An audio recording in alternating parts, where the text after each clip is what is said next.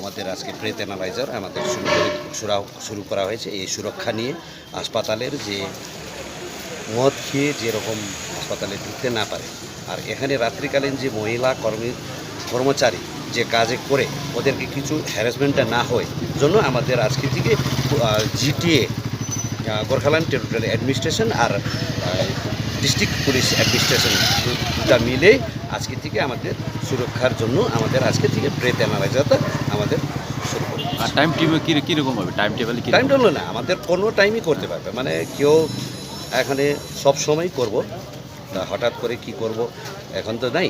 আমার time table দিলে জানা গেল, তো টাইম টেবিল দিলে তো সব বুঝে যাবে কি মানে এই টাইমে চলে আসবে, এই টাইমে থাকবে, তাহলে এই টাইমে হাসপাতাল যাব না, একটু পরে যাব, এই না আমাদের মানে কোনো টাইমই নেই।